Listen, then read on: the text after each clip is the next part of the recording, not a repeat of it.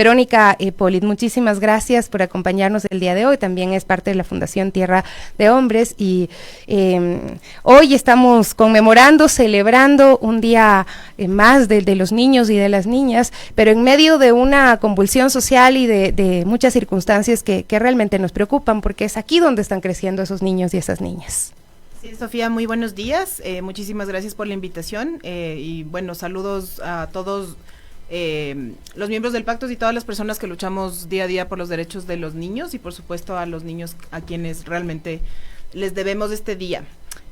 Aquí solamente para empezar decirte que en 1989 se firmó la Convención de Derechos del Niño y todavía al día de hoy en Ecuador, siendo uno de los primeros países en América Latina que ratificó esta convención, tenemos muchísimas deudas y lastimosamente considero yo que cada día tenemos más deudas con nuestra niñez y adolescencia. Esto es muy grave, ¿no? O sea, tantos años hablando y realizando eventos cada 1 de junio, donde los niños aparecen en portadas, pero en la práctica no están siendo la prioridad, ¿no? Yo creo que sí hay un cambio también de pensamiento, a veces incluso de los padres. Lo digo porque tengo también una niña y veo cómo hay corrientes de crianza en base a respeto, en base a los derechos, dejando de lado la violencia que antes era la forma de crianza en nuestro país y quizá en el mundo entero. Sin embargo, desde la política pública no veo que esté pasando mucho. ¿Cómo analizan ustedes la situación y cuál es el balance que hacen sobre las infancias en el Ecuador? Bueno, como Pacto por la Niñez y Adolescencia lo venimos diciendo desde hace mucho tiempo y de hecho el pacto fue construido y fue creado como una instancia de organizaciones de sociedad civil que buscaba visibilizar la falta de institucionalidad especializada para niñez y adolescencia, la destrucción del sistema de protección integral de niños, niñas y adolescentes, porque consideramos que ha habido movidas políticas y esfuerzos políticos para destruir la institucionalidad y destruir la especialidad. No digo esto ligeramente, lo decimos con mucha sinceridad, ya que ha habido una serie de normativas que si bien es cierto protegen los derechos de otros actores y otras poblaciones, es muy importante que no se destruya una institucionalidad para construir otra. Nosotros somos todos defensores de derechos. Por supuesto también defendemos los derechos de todas las otras poblaciones, pero como nuestra Constitución lo dice, los niños, niñas y adolescentes de nuestro país deben ser prioridad absoluta del Estado y se debe garantizar un sistema especializado. En los últimos 15, 20 años realmente se ha venido destruyendo lo que se construyó a través de la aprobación del Código de Niñez y Adolescencia. El Código Orgánico de Niñez y Adolescencia fue aprobado en el 2003 y desde entonces se ha perjudicado mucho la institucionalidad. A día de hoy no tenemos una institucionalidad que realmente represente la rectoría en temas de niñez y tampoco tenemos un proceso de fiscalización adecuada para entender, por ejemplo, cuánto estamos invirtiendo en nuestra niñez y adolescencia.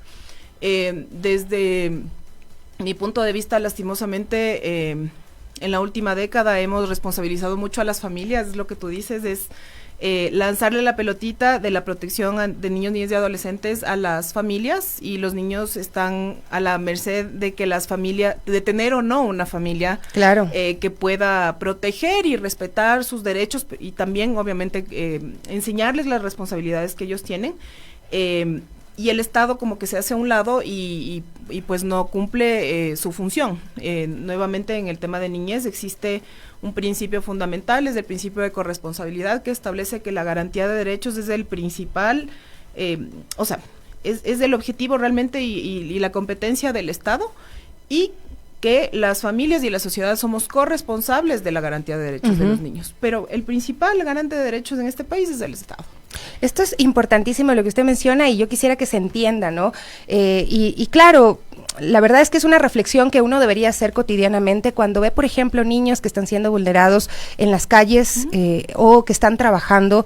El trabajo infantil ha crecido también en los últimos tiempos acá en nuestro país, hay que decirlo. Y cuando uno va al lado con una niña de 3 años, a quien tú puedes o intentas por lo menos satisfacer sus necesidades, cuidarla, ofrecerle educación, y ves que otra niña de 3 años de la misma edad está pidiendo dinero en las calles o está trabajando vendiendo caramelos. O sea, realmente hay que hacerse un cuestionamiento muy profundo de por qué esa niña está ahí y cuáles son las condiciones o la lotería que hace que en este país tengamos tantos niños que están en esas circunstancias. Sí, sinceramente es bastante lamentable porque no solamente existe una desprotección bastante fuerte desde el Estado. Vemos cada vez menos inversión en el sector de educación, vemos cada vez menos inversión en las instituciones encargadas, por ejemplo, de proteger a esa niña. Vemos menos inversión en cómo apoyamos a las familias en ser familias más sanas para la crianza de sus hijos, y también pues en los últimos años nos hemos dedicado a criminalizar a las familias y a los niños que están en situaciones de desprotección. Esto se ve claramente, por ejemplo, en esfuerzos del Estado por criminalizar a familias que están en mendicidad con sus hijos, que lamentablemente no tienen los recursos y no tienen la capacidad de salir de esa situación, en vez de poder, digamos, dar un apoyo integral a las familias que están viviendo esa situación. Lo que en muchas ocasiones estamos haciendo es criminalizarlos, y pasa exactamente lo mismo con adolescentes.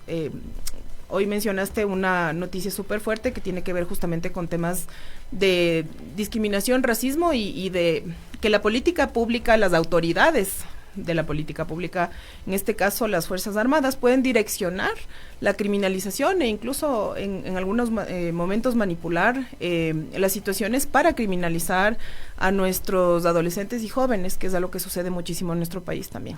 Y con también hay que decirlo, con una presión social que dice que hay que criminalizarlos, ¿no?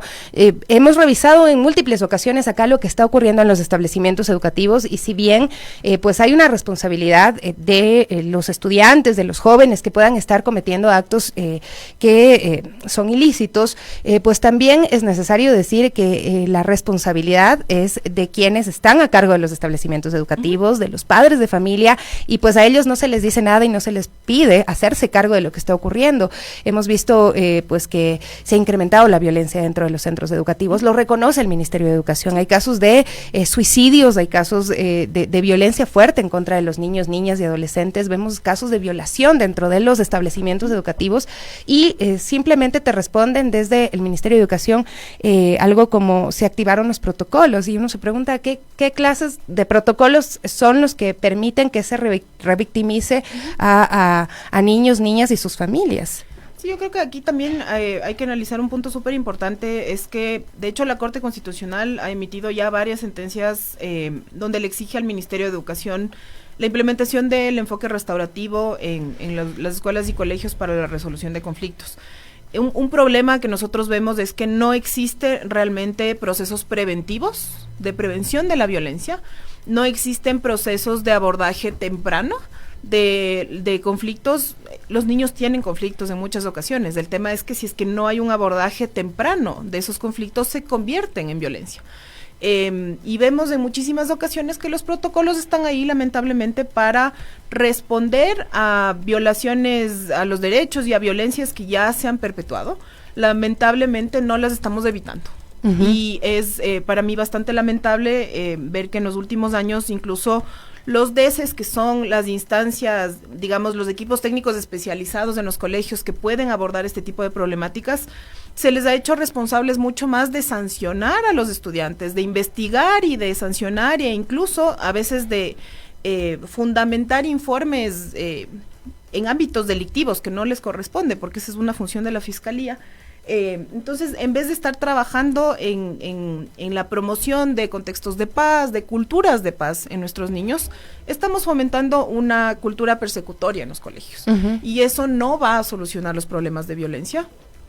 Y al mismo tiempo, paradójicamente, mi percepción ha sido durante mucho tiempo es que lo que sí se trata un poco de encubrir es la violencia desde los adultos hacia los niños. O sea, cuando se trata de violencia entre niños, estamos ahí como al pie del cañón tratando de castigar, de sancionar, sin entender los contextos de cómo se genera la violencia y por qué se genera esa violencia, y lamentablemente, y sabemos esto ha sido bastante público, el encubrimiento por parte de la institucionalidad en relación a violaciones de derechos de parte de adultos hacia los niños. Entonces, realmente tiene que haber cambios de paradigmas muy grandes para poder cambiar las situaciones de violencia que están viviendo nuestros. Verónica, hay otro pendiente que tiene el país y es conocer los resultados del censo poblacional que se realizó durante el año pasado y que, bueno, todo el mundo está como que a la expectativa y, bueno, cuando primero porque está atrasado, ¿no? Este censo debió haberse realizado en el año 2020, año de pandemia, no se pudo, luego porque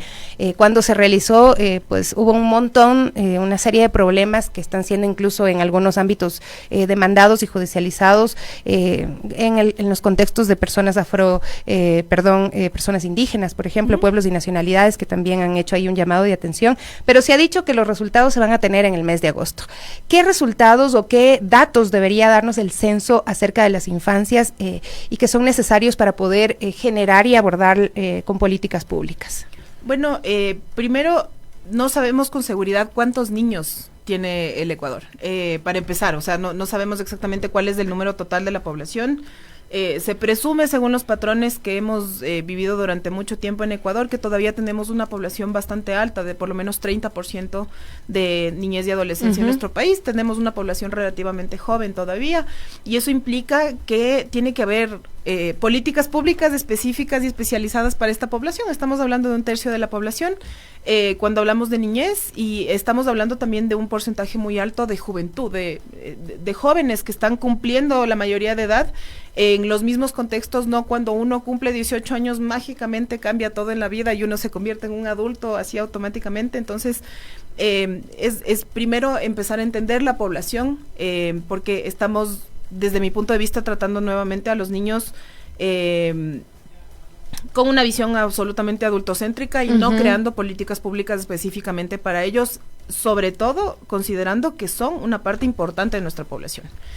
El hecho de que los niños no deban ser una población económicamente activa no los hace menos importantes, sino al contrario, los hace realmente los sujetos de derechos que plantea nuestra Constitución. Pues adicionalmente sí, necesitamos conocer datos sobre la situación de nuestra niñez, digamos cuántos niños viven en cada uno de nuestros hogares. Sabemos que existe pobreza multidimensional por distintas causas en nuestro país. Es súper importante saber dónde está concentrada esta pobreza. Existe muchísima desinformación y falta realmente de información. Desde mi punto de vista, una de las grandes dificultades que tenemos en materia de niñez es que, si bien es cierto, vamos a tener un censo, información de un censo, en los últimos años no hemos tenido, digamos, estudios financiados por el Estado ecuatoriano y formulados por el Estado ecuatoriano en relación a cómo están viviendo sus vidas los niños.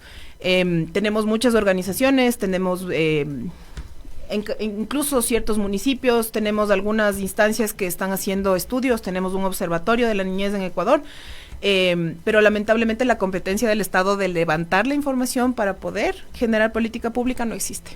Está asumiendo la sociedad civil y están asumiendo instancias que no son competentes en el tema. El tener información, no sabemos exactamente cuáles son las problemáticas que están viviendo nuestros niños, a excepción de, como digo, por ejemplo, datos de organizaciones incluso internacionales e instancias como el observatorio, donde claro, es verdad. Sí sabemos que existen índices altísimos de violencia. Cuando uno busca datos sobre violencia, sobre bullying, sobre acoso, sobre violaciones, no hay. Tienes quizá datos de años atrás, por ejemplo, cuando presentó una campaña UNICEF, entiendo, hay unos datos por ahí, pero no hay datos actualizados que permitan saber qué les está pasando a los niños y a las niñas, y por lo mismo no se ve la intervención específicamente para estos casos. Sí, y mira, a mí me sorprende porque hay, por ejemplo, puntos, nosotros como organización trabajamos con el sistema de responsabilidad penal de adolescentes, y pues es bastante lamentable escuchar campañas políticas y un montón de solicitudes de empeorar las sanciones para los adolescentes, de criminalizarlos mucho más. Hablamos de que los niños son captados por delincuencia organizada, pero no existen estudios publicados por el Estado ecuatoriano que nos den información sobre cómo estos niños están siendo captados, para qué están siendo captados, para qué están siendo utilizados y cuáles son las consecuencias de las acciones, no solamente para los niños que sabemos que están siendo criminalizados, pero para los adultos que los explotan. Entonces hay en todo sentido, en temas de Ni siquiera en temas de desnutrición infantil tenemos información muy clara. Tenemos un Plan Nacional de Desnutrición Infantil. ¿Cuál es exactamente qué es lo que estamos abordando alrededor de la desnutrición infantil y cómo las causas estructurales de la desnutrición infantil van a ser abordadas por este Plan Nacional de Desnutrición? Es decir, no me sirve de mucho que el Estado entre a dar charlas y a hacer ciertas campañas en temas de nutrición infantil si no sé cuáles son las causas estructurales que están causando que los niños estén desnutridos. Esto es gravísimo porque además esta ha sido como una bandera de los últimos gobiernos, hablar de la desnutrición infantil, pedir fondos internacionales para la desnutrición infantil, es decir, plata hay, plata sobra incluso en estos casos, bueno, no sé si sobra, pero digo, por lo menos en comparación con los recursos que se destinan a otros ámbitos, se ha garantizado, se ha solicitado el apoyo internacional y un montón de proyectos en los que se mueven recursos, pero sin una visión clara de lo que está ocurriendo con el tema de desnutrición. Sí, yo creo que no existe realmente una visión clara y tampoco existe, como te decía antes, esto viene súper vinculado a la falta de institucionalidad y a la falta de un sistema de protección integral para niños, niñas y adolescentes, porque si es que no abordamos las causas estructurales, como he dicho, pues no estamos solucionando los problemas. Claro. Podemos hacer campañas, podemos hacer charlas, les podemos decir a los papás que los niños tienen que comer más proteína, pero si no abordamos realmente el construir institucionalidad que pueda responder de manera adecuada con las familias, pues no vamos a lograr mucho y justamente creo que si no estamos dispuestos a levantar la información y a ser transparentes con la información en relación a la realidad de nuestra niñez, de nuestras infancias, es muy difícil construir política pública que responda a eso. Y en este sentido, justamente se ha venido trabajando durante mucho tiempo en una reforma al Código de Niñez y Adolescencia que busca reestructurar nuevamente este sistema y la rectoría en temas de niñez. Lamentablemente los temas políticos siempre están en medio y en este momento pues no tenemos una Asamblea Nacional que pueda procesar esa reforma y pues estamos en un momento de incertidumbre con relación también a la parte normativa de qué va a pasar con nuestros niños. Qué locura, de verdad es que escucharlo y bueno, señores, estamos celebrando el Día Internacional de los Niños y de las Niñas, ¿no? Pero con todas estas cosas que hay que decirlas y analizarlas y además estamos entrando nuevamente en esta época de campaña en nuevas definiciones que de nuevo vuelven también la responsabilidad de decirles a quienes se postulen que hay esto y que están abandonadas las infancias en el país. Ahí, ¿cómo piensan trasladarles los mensajes? No sé, prepararles un documento, transparentar esta situación de las infancias con quienes pues esperan dirigir el país. Pues sí, como Pacto por la Niñez y Adolescencia se están analizando acciones. Realmente nuestro objetivo no es ser políticos como tal en el sentido de partidista, ¿no es cierto? Sin embargo, sabemos que parte de nuestra función es política en este país. Lamentablemente tenemos que hacer incidencia solamente para que los niños sean escuchados y para que se entienda la situación que está viviendo nuestras infancias y en ese sentido pues se están analizando acciones. Aquí es bastante lamentable que tengamos que exigir a los candidatos de todos los partidos siquiera a pensar o a reflexionar un poquito en temas de niñez. Nosotros hemos planteado de manera repetida puntos fundamentales que hay que tomar en cuenta en relación a las campañas y a lo que tienen que formular los distintos partidos en relación a temas de infancias. Los seguiremos trabajando, seguiremos insistiendo. En las últimas elecciones tuvimos incluso un proceso de semaforización donde le informamos a la población sobre qué candidatos cumplían, por lo menos en hacer mención en sus planes de gobierno en relación a temas de niñez y adolescencia, y lamentablemente en las últimas elecciones la gran mayoría de candidatos estuvieron en rojo. Wow. Esto es súper alarmante, pero pues es un trabajo que nosotros como Pacto vamos a seguir haciendo porque vamos a seguir luchando por temas de niñez.